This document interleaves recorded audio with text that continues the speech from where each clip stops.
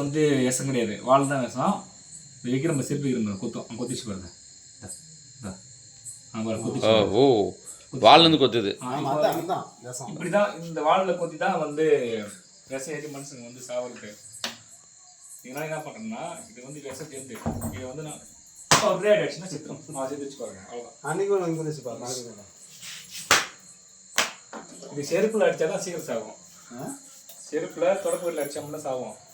மற்ற கோல் அடிச்சதுலாம் சாகாது, இந்த ஜந்துக்கெல்லாம் சாகாது. அதுதான் கரெக்டான டூல்ஸ் அதுக்கு. செருப்பு தான் மெயின். செருப்பு தான் வந்து பட்டையாக இருக்கிறதுனால சரியான அடி, கோல் அடி விழாது. அதனால செருப்பு எடுத்து அடிக்கணும், இல்லை தொடப்படுத்து அடிக்கணும். வந்து செருப்பு அடிக்கணும். அதே மாதிரி வந்து எலி வந்து தொடப்பத்தில் அடிக்கணும்.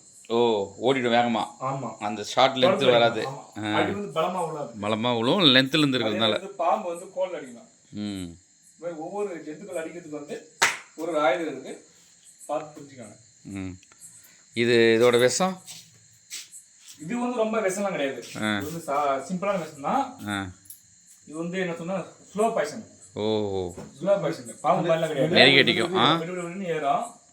இதுக்கு வந்து சித்த மருத்துவத்திலே வந்து எல்லாம் மருந்துகள் இருக்குது, கொடுத்து காப்பாற்றிடலாம், ஒன்றும் பிரச்சனை கிடையாது. இதெல்லாம் வந்து ரொம்ப சீக்கிரம் வந்து உயிர் போகாது, மெதுவாக தான் உயிர் போகும். Slow poison. இது பூச்சி சாப்பிட வந்த சேல் தான் அது.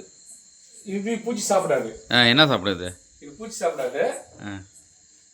இது எதேச்சியா வந்து இந்த மழை காலங்களில் வந்து குளிராக இருக்குது, வெளியே வந்து பார்த்தீங்கன்னா குளிராக இருக்குன்னு சொன்னால் அப்படியே வெளியே வரும். ஓ, சூப்பர். மழை காலம் மட்டும் தான் வருது, இயற்கை வராது. சரி, ஓகே.